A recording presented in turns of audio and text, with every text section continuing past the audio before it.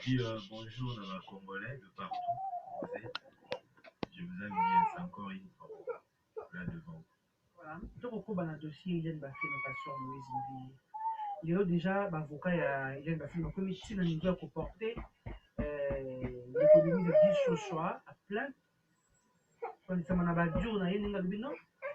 Toute la communauté qui a une babé, il y a Atia Nassé, concernant le sujet. Il y a tribalisme, comment on passe à Moïse Mbi à semaine de 10 choix. Tout le monde a dit, à la façon qui était, le sein, a dit, et le couteau sur l'hôtel, tout le monde.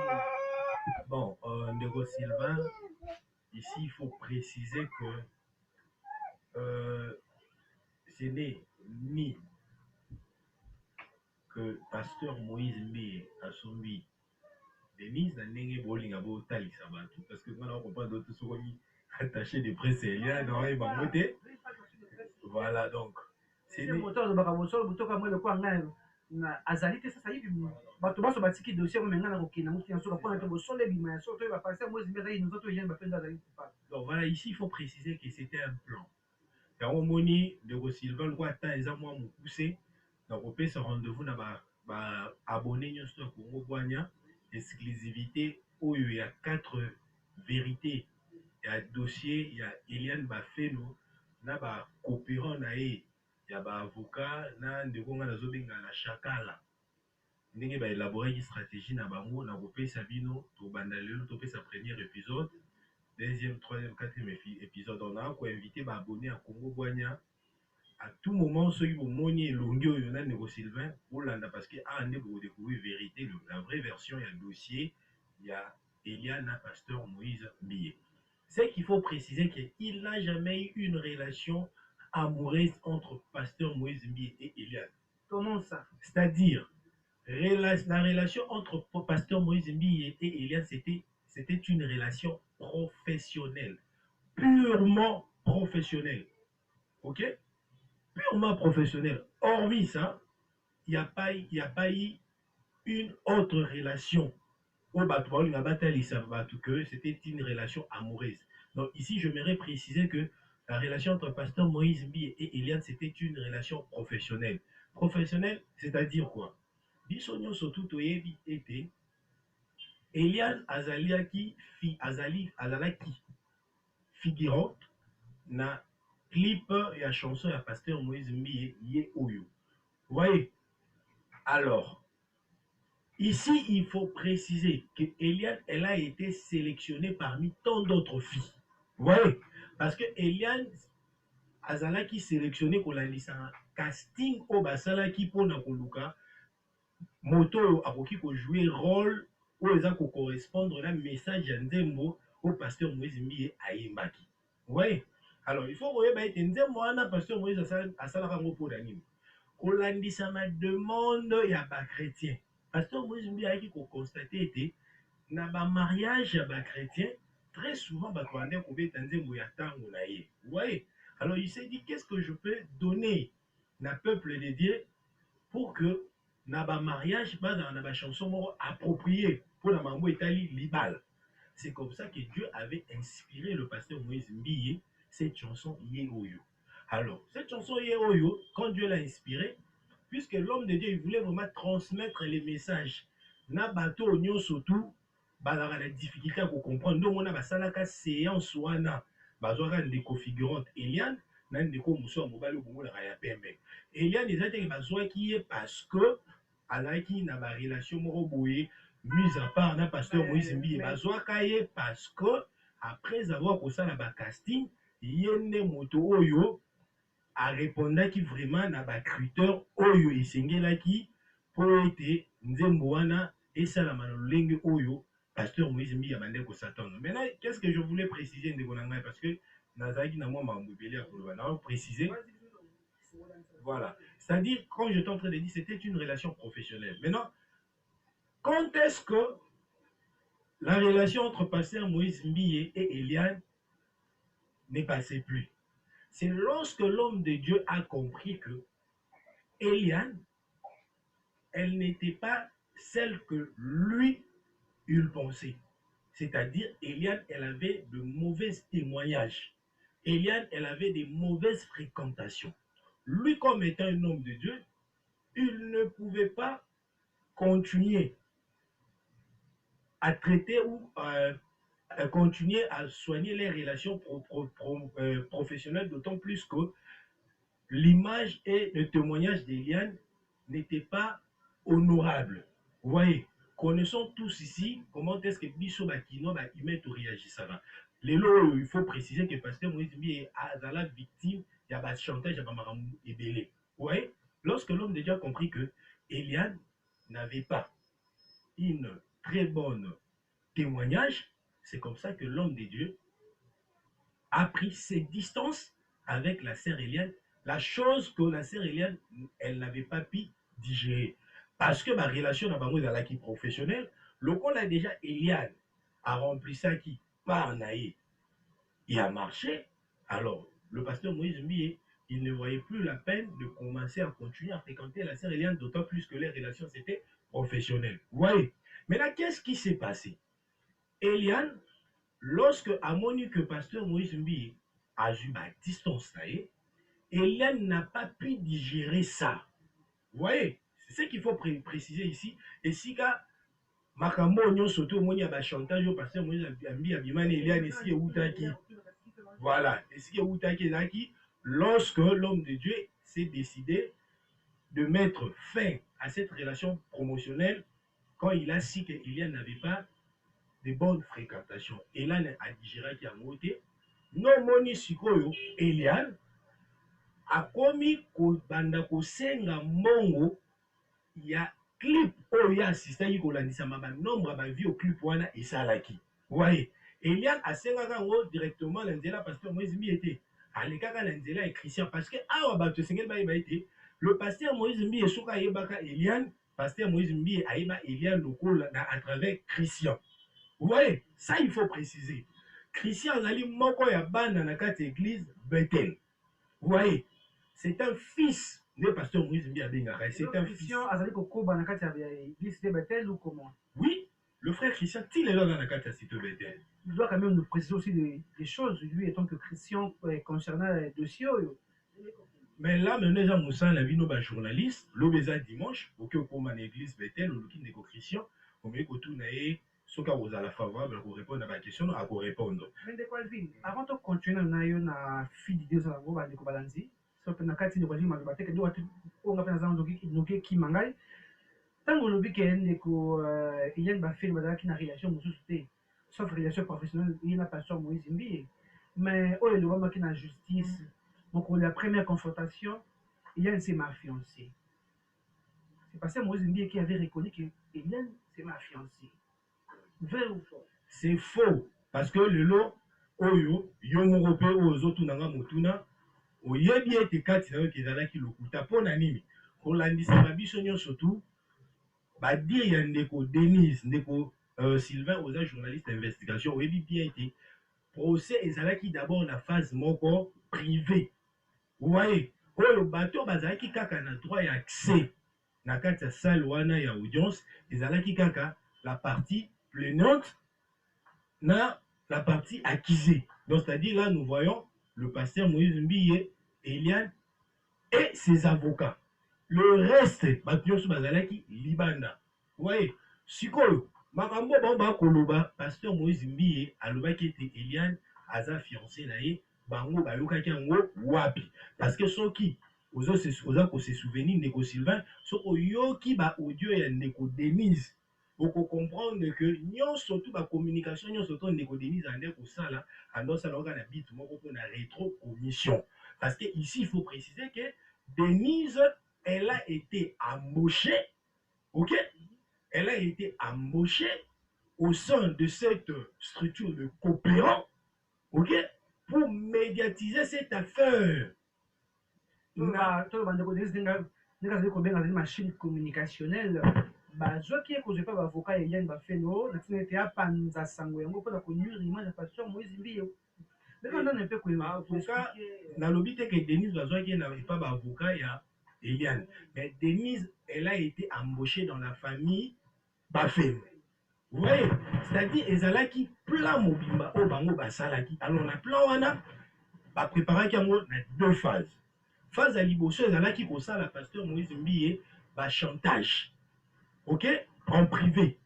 Ceux qui va constater résistance, c'est comme ça que va appliquer deuxième phase, vous allez constater le chantage à niveau des médias. Comme étant un homme public, à supporter, à ngoter, à obliger ça à céder. À céder pas parce qu'il reconnaît d'être coupable na o ba ko accuser, ma ko céder pour na ko soigner image là. Vous voyez? Donc c'est-à-dire il y a qui plan pour la salle qui. Na plan na bango, et là on bosse bandaki ndengeni. Ba élaborer d'abord plan na bango.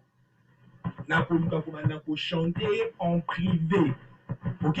Lorsqu'ils ont constaté la résistance, c'est pas pasteur Moïse Mbiye. Pourquoi il avait résisté? Parce que il se sentait pas reproché na Babiloko Oyo, Eliane Abandaki pour chanter. Ouais, donc moniteur où Eliane a constaté que l'homme de Dieu était vraiment dire, il n'était pas prêt à céder. Nde ba ko appliquer deuxième stratégie na bango ezaki ko communiquer na niveau ya média pe na niveau ya ba YouTube. Lokola Moïse Mbiye c'est un homme célèbre, un homme public, a koluka batela imaginer a koluka céder akina bango na ba négociation. Alors pasteur Moïse Mbiye, puisque il s'est reproché de rien, malgré ba comme ko chanter, bande ko chanter, atikale ko céder parce que intérieurement il y a des relations avec Eliane, et ça a une relation purement professionnel. Maintenant, au de Alvin Kashimba, Toko Sabalimbo Kate Baba, Barota Biso de partout de quotidien, maintenant, Masukama de coup, États-Unis, de Godjon chez ma foi là, Nadège Bondoa, Balingi Bayeba, Alvin de Sylvain. Maintenant, le vidéo, oh, il m'a fait un de Jérémy. Na frère Moussou, soit nous, la candidature, on a eu écrit la première de 6. Tout le bail, côté Watan Lobby Boy. Que les relations professionnelles, c'est ça qui me côté. Il y a une plateforme. Maintenant, à faire vidéo, il y a ni des vidéos retrouvées dans le téléphone de la passion, moi je vais transférer la téléphone à frère Jérémy. Expliquez. Ici, il faut préciser que la Katia stratégie, la Katia projet, la banque, il faut préciser que même des Jérémy, ils en faisaient partie.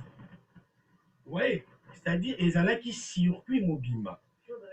Ils ont un autre niveau. Oui, et là qui circuit mobimba oyo à l'interne.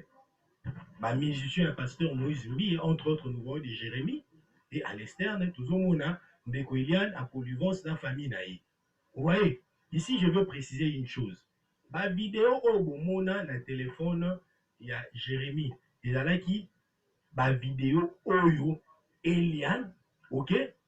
Atindelaki Jérémy na mbito ya koatteindre fin na bango ezalaki nini ndeko Eliane lorsque makabo na pasteur Moïse Mbiye na ba relation professionnelle akokaki kodigérer eloko wana te. Vous voyez, elle était amertume, elle était frustrée. Maintenant ici il faut préciser que bandeko Jérémy bazalaki ba meilleur allié ya Eliane. Pourquoi? Parce que bango pe babandaki ko supporter te komona lolenge oyo pasteur a décidé à se débarrasser de bango. Vous voyez?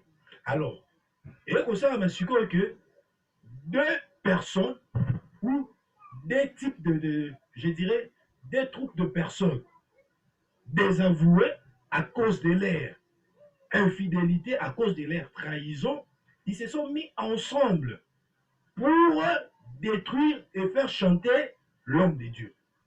Vous voyez? Ça, c'est ce qu'il faut préciser. C'est-à-dire, Jérémy, pasteur Moïse Mbiye, a se débarrassé na bango kolandisama ba infidélité na bango na ba trahison na bango oyo bango basalaki. Eliane Bafenu, pasteur a se débarrassé parce que le coup est une relation purement professionnelle. Lorsque mission oyo pasteur Moïse Mbiye na Eliane bazalaki nango asili carrément, pasteur Moïse Mbiye amonaki lisusu te importance pour continuer relation na Eliane parce que c'est une relation purement professionnelle. Mais c'est une relation professionnelle. Bon, de quoi Eliane va faire nos kinos à l'époque le but était à ça reprendre pour sauver ma âme. Et puis de donner ça à l'oba plusieurs fois on va dire que non m'appelle si longo il n'y a pas Eliane va faire parce que à tomboli mongongo. Donc la monde il bosse il va coller bazaba ba tondi aujourd'hui. On a qu'on dénoncer ma belle. Et tant qu'on va mettre avocat Eliane va faire ba pour ça l'appel na ba ONG ya droit d'honneur ya droit de l'homme na makambo kilikili mpona koluka kopesa maboko epai jani bafilme kini bakomaki na justice tondima ete nyonso bokoloba eza sembo te. ndeko Sylvain nalingi oretenir boye epuis bandeko baolanda biso baretenir boye que nyonso oyo Denise abandaki kosala abandaki korempli kaka tâche na ye au sein ya kati ya théâtre na bango oyo bandaki kosala parce que Denise elle était payée pour ça. Vous voyez, Denise andosala yango parce que Denise abandaki kozela rétro commission bayebaki na nde baochanter pasteur Oluka batela image na pas parce qu'il se reproche de ses faits, mais parce que puisque c'est un homme de Dieu, Oluka batela image na pas kosenga 300 000, ton pasteur en plus à 300 000, Denise pas aux rétro commission na Ndeko Sylvain, toza ba congolais to vanda na Kinshasa. Oyebite gana réalité moko lelo na Congo. Basi ya ndumba. Omona penda oleka na mutu kana bomoni fimo ba télémission na nzela. Oh papa s'il te plaît tikanga na okitawana otali bo nzela iza isolé moi moi sindule ezate. Okotisa na kata mutu kana yo. Okomi na kati na bon marché, oyebise kitongo nya bani obelela. Pesa mbongo na ngai, pesa mbongo na ngai. Pesa Eliane dans un ndumba. Na lobi boy Denise yokaki yango te. Eliane c'est une pite. Et bimi na munoko na ngai te. Denise elle-même elle a affirmé ça. Muto na lobi boy. Denise oyo nazobenga la chakala. Elle-même elle a affirmé ça. Eliane aza ndumba. Yango na uti yokiso boy. Pasteur Moïse Mie lorsqu'il a su que Eliane, elle avait de mauvaises fréquentations. Avec un témoignage de madame, lui comme étant un homme de Dieu, il ne pouvait plus continuer à entretenir des relations professionnelles avec Eliane. C'est la raison pour laquelle le pasteur avait décidé de couper tout court la relation avec Eliane. Eliane, elle n'a pas supporté cette décision venant du pasteur. C'est comme ça que Bakenaki Siko a élaboré plan comment est-ce que Baoki Kosala pour que chanter Pasteur Moïse Mie, parce que dans cette micro, je m'aimerais préciser que Moutali Bosso, Eliane a bandi ko chanter là, Pasteur Moïse Mie était. Eliane a chanté José Makila, Eliane a chanté Kofi Olomide, Eliane a chanté Weranson, dans Lobi Boye. Nache la yo ba voice ya Denise, oka ndenge Denise zemo kwa koloba yango, Eliane a bandi ko chanter ka Pasteur Moïse Mie était. Eliane Moutali Bosso banda ko chanter. Ezali José Makila a chanté José Makila. À cette époque, il faut préciser le quoi José Makila qui en fonction, vous savez que M. Kabila, à cette époque, tout puissant, moyen, Eliane a évolué là dessus, on a des acquittés. Eliane a demandé pour chanter Kofi Olomide. Ici, il faut reconnaître que Kofi Olomide n'est pas un petit méchant dans ce pays. Eliane a chanté Weranson, pareil, de Weranson et consort, basé na ba relation na bango moko boye na ba autorité ya mboka oyo au-delà ba relation na bango il faut savoir que ce sont des gens basé na ba musique moko boye da rapidement na témoignage moko ya bien été. Alors moi je ne vois pas Weranson, c'est lamenté parce que une fille elle est en train de chanter, elle est en train de la chanter. Contrairement à pasteur Moïse Mie, primo azo sala musala moko ezali digne. Azo sala musala moko oyo et dépendaka na témoignage oyo bato ba kopesa sur yo pour que l'église na yo et émerger, vous voyez. Alors c'était la raison pour laquelle Eliane, elle s'est dit que ce qui n'a chanté pasteur Moïse Mie, le coup là, Moussa Lanzambe a solo, a kobanga ete likambo wana kende ezwa en plein moko mosusu akobenganga to négocier apesa ngai mbongo epi na kotika ndo moni ntango abandi kochanter pasteur Moïse Mie, sachant que il n'était pour rien. Il n'a jamais entretenu des relations amoureuses avec Eliane. Voilà pourquoi il ne s'est jamais s'inquiété. Atikala jamais qu'on s'agiter. Il y a un moni siko tant qu'on a dit qu'on chantait en privé. Maman que pasteur Moïse Mie a résister. C'est comme ça maintenant il faut appliquer plan B na bango il faut utiliser médias pour déstabiliser et puis pour détruire réputation. Ici je veux préciser pour confirmer maman là ba que Eliane babanda ko chanter pasteur Moïse Mie en privé. Nazo tinda yo. Nazo ngiso na ba vidéo mo ya Denise na ngwana kotindela ngo même na téléphone, OK? Denise azali moto ali boso oyo akenda kokota a contact na Maman Lydie Mbiye, la grande sœur du pasteur Moïse Mbiye.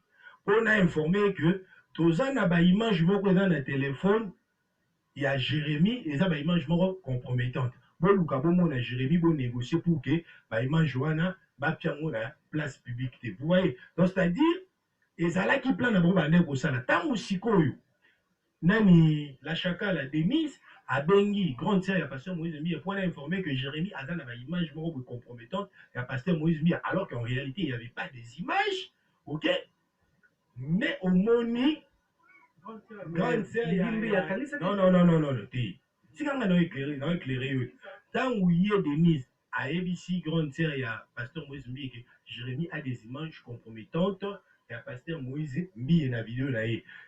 Elena Nilibimbi, connaissant son frère, ok, a trouvé qu'il y a un mot vraiment dans l'actualité, parce qu'il sait que son frère, c'est vrai, allait être aimé à ma faiblesse, mais il ne pouvait pas prendre le risque de se faire de vidéos compromettantes. On dit, Denise a calculé qui est plutôt. Lidimbi alandelaki makambo wana te so lokola ezalaki plan na bango moko, ok, nde sikoyo Denise la chakala baye komonte plan na bango batindi bambila bakanga Jérémie pour ke bimake Lidimbi nde mutu asalaki nini akangisaki Jérémie nakosomela ndeko alvini kashimba bandeko balandi ya Congo Banyatili vraiment dossier ekomi kopesanga moto mwa yiki mais kasi nalaki bino na kosalela bino bainvestigation ya vrai ndeko mosusu bakangaki oyo afanda na limete na okoma kino na veni toko nayebi balabala wana très bien nafanda na quartier wana oyo lelo ekomi quartier présidentiel président Faci awuti ekomi na limete nafanda wana nayebi balabala wana très bien comme numéro 1 kilo numéro esukisi aveni toko nayebi yango très bien na kosala bainvestigation ya sûr et vrai et na part ndeko Denise du chochoa vraiment dossier yango nako koyeba te epesinga mwa yiki sasa yipi tondisama na maloba nyonso olobi ya biso ye wana ndeko Denise ndenge alobi asalaki badirect na ye etu nde etindaki baavoka baporte ndeko Denise du chochoa plainte sikoyo yoka esika oyo Denise baye kobebana na baavoka basalaki cope na bango na cope na bango wana déjà bakabulaki bapart bayebaki ke non pasteur Moïse Mbia tokochante ye aopesa biso 300 000 na 300 000 aopesa biso tokokabula Eliane loko ayenda kolocope andimi à se faire humilier, Eliane reçoit 100 000. Voilà. Okay. Tu rejoins la deuxième partie. Tu as 4 parties pour le dossier.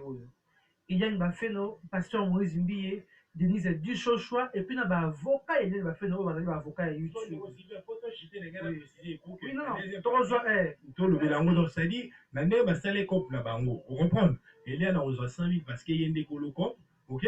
Les restes bakokabula bango nyonso bakopérant parce que eloko ya moni ke Denise aye kobimisa ba vérité nyonso abimisi wana parce que babebanaki era partage donc c'est-à-dire moni lisolo babetaki no bato baye baotambola babeta so tolokoti mbongo tokabula boye vous voyez parce que balokoti no mbongo te mais babandi déjà kobunda vous voyez baye kobebana na moment ya partage vous voyez Eliane ndio kozwa 100 000 biso tozwa 200 000 alors ma famille Eliane babete Eliane mwana biso lokola ndenge taza humilié ye fazwa 200 000, bino bozwa 100 000. Eliane nani Denise a supporté babiloko wana te. Vous voyez, n'est-ce que tant baye ko benga na téléphone parce qu'il faut préciser que muto benga na téléphone ezate muto pasteur Moïse Mbia a utilisé non c'est pasteur Moïse Mbia ne connaît même pas le monsieur qui a appelé et la dame qui a appelé Denise au téléphone. Vous voyez, Denise muto benga qui est na téléphone ezaka parmi batunde ba olanda ba émission na biso mususu za pour Denise et mususu za pour Eliane mususu za pour na pasteur Moïse Mbia pour avoir éclaircissement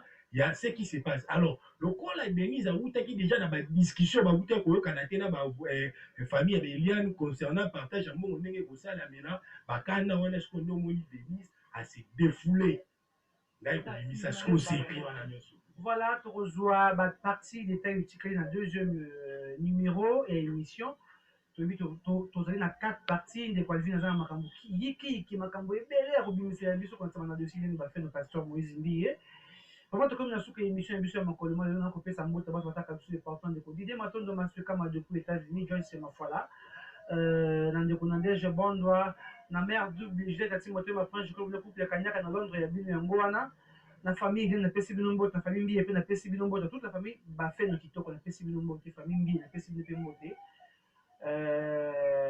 ndeko alvini kashimba opesa bandi biso numéro ya téléphone na yo mpe maloba soki mpona tokozwa deuxième partie mokolo ya lobi voilà bato nyonso alandi biso so na besoin de contacter nga kombelanga na plus 243 81 22 82 775. Plus 243 81 22 82 775. Il y a un numéro dans il y a téléphone à WhatsApp et puis appel. Ici, on a rechuté Ndeko Sylvain. J'aimerais lancer un message à Ndeko Roger Baka. Ndeko Roger Baka, le diable est à réclamer toute la nuit. Le diable est à réclamer toute la nuit comme le diable avait réclamé Pierre toute la nuit. Mais ne vous en faites pas, je priais pour toi. Ndeko Baka, le diable l'a réclamé toute la nuit.